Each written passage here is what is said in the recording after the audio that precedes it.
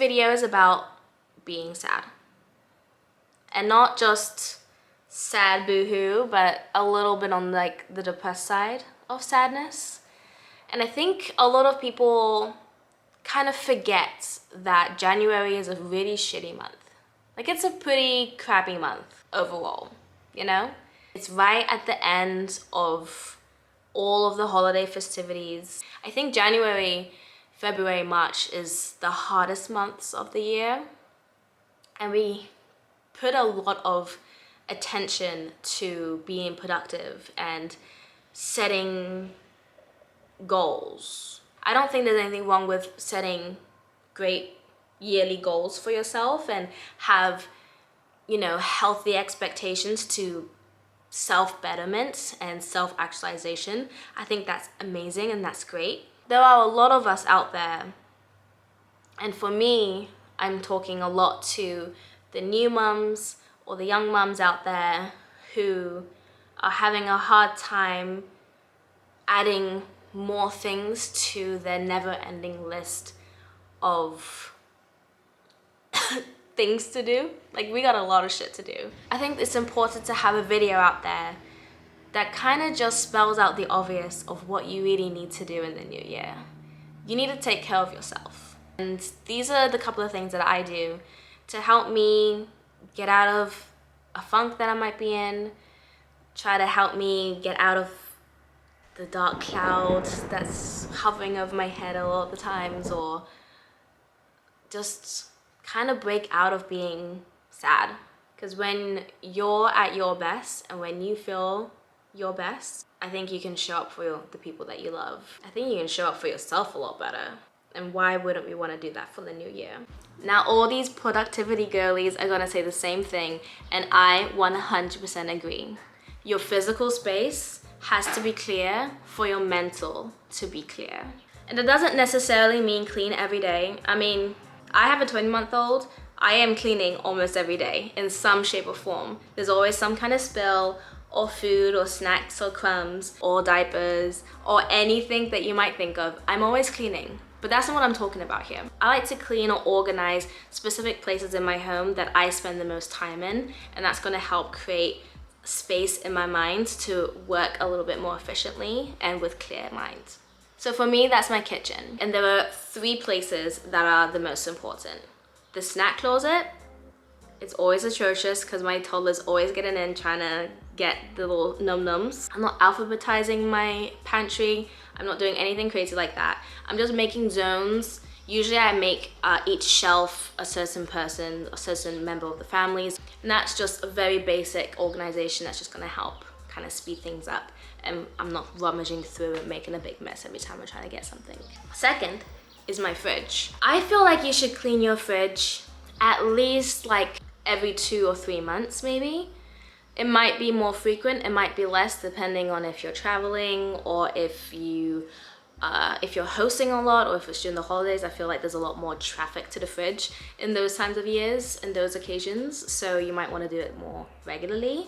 But I'm always like clearing out and making sure that there's nothing like bad in there, and believe me, it happens more often than not, and I'm trying really hard and I'm getting really, really good at not overbuying and consuming too much.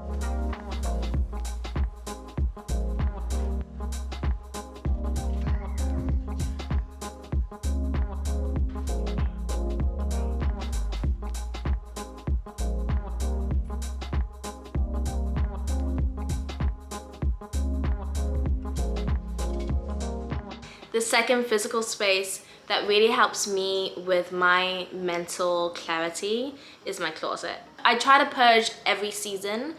That doesn't always happen, especially in LA. We pretty much only have 2 seasons. So it's either the 3 months of sweater weather that we have, and it's just summer. So for me, I like to just clear out.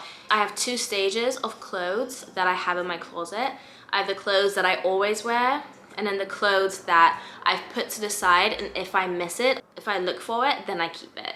But if I don't look for it and it's been put to the side for like 3 months, then I'm probably never gonna wear it. So I like to donate those clothes. it's really, really important to keep something like your closet neat and organized, because for me, I like to take my son out. He loves being active and looking at nature and plants and flowers and squirrels and wild cats that are always around for some reason, and buses and trucks, and if you have a toddler, you know what I'm talking about. He loves being outside, and for me, I want to feel the energy and the motivation to go out. So having clothes that I like wearing that make me feel good and make me feel nice and pretty or cozy and warm, it makes it a more joyful experience. And then once I'm outside, I call it pram, but I'll say stroller for you guys so you know what I'm talking about. It kind of just energizes me in a different way, and it's a lovely experience to have, and it's a benefit for myself and my son, where I feel like, yeah, I did that for me, but also for him too. So the second thing that makes me feel balanced, contentment, maybe even joy, is treating my physical being as a temple. Now this took a long time, and I will say it took me becoming a mother, and this is something that I started practicing when I was pregnant with my son, is I need to take care of my physical because I am nurturing my child inside of me. And it didn't really click for me until I was pregnant with him that the way that I treat myself, the way that I treat my physical body, the way that I speak to myself and about myself is all things that he can hear and vibe off of. And if I'm not treating myself the way that I would want him to treat himself or others to treat him, then he's not going to do the same for himself. Does that make sense? So obviously, showering is good. Everyone can agree that bathing is a positive. There's different levels of bathing, right? For me, there's like the quick rinse, whatever. I clean the things that need to be cleaned so I can smell good. But I try to do a deep, nurturing shower. And for me, that means a good dry brush. I started dry brushing when I was pregnant with River. It was something that I wanted to help with my body. I was a little scared exfoliating normally how I do in the shower because it's a little slippery and I didn't want to slip and fall in the tub or the shower. So I dry brush, and what you do is you dry brush dry, hence the name, before you go in the shower. But it also helps with blood circulation and lymph drainage and flow, just so your body is just doing its thing and you're helping it improve itself and detoxify and clean itself and all that really great stuff. My favorite is the pipette one that I got. So with dry brushing, it helped me just feel a little bit more clean and fresh and silky smooth, and it was definitely something that was like a highlight of my showering, and it's something that I treat myself twice a week, and it's great. You don't have to do it often, you don't have to do it every time. I mean, you can, but like I said, I'm a mum and I don't have time to do a lot of things. But I really do highly recommend getting a fancy ass body wash.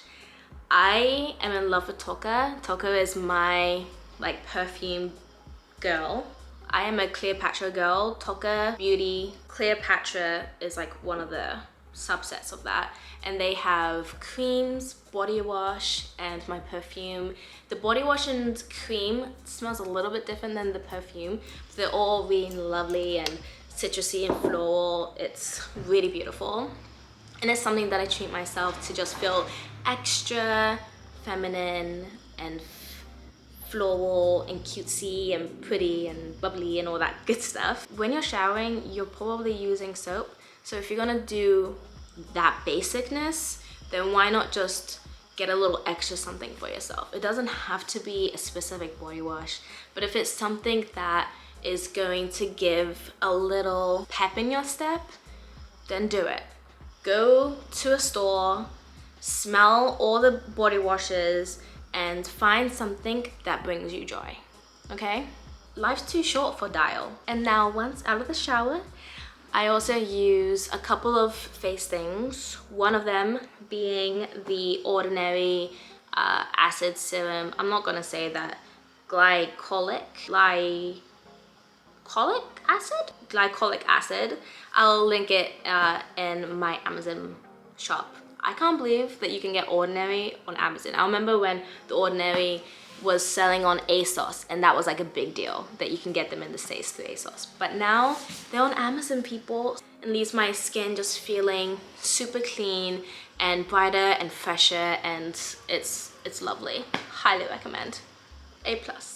And then I go in with my vitamin C serum, which I try to use every day, morning and night, but it might be every other day or every 3. But what I do every time, if you don't have either 2 of the items, just moisturize. I live in California.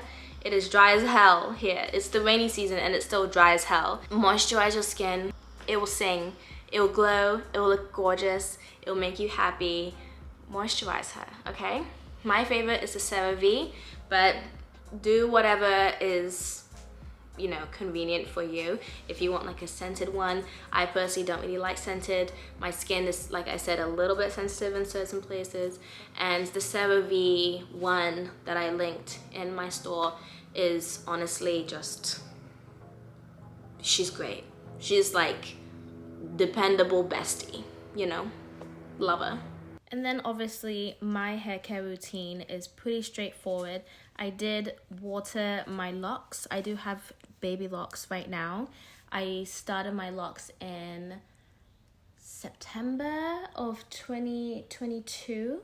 So it's a few months old now. It's about 5 months. And all I do is water it gently. I might also do some rose water spray, which is super lovely, and it just leaves your hair smelling really lovely and moisturized.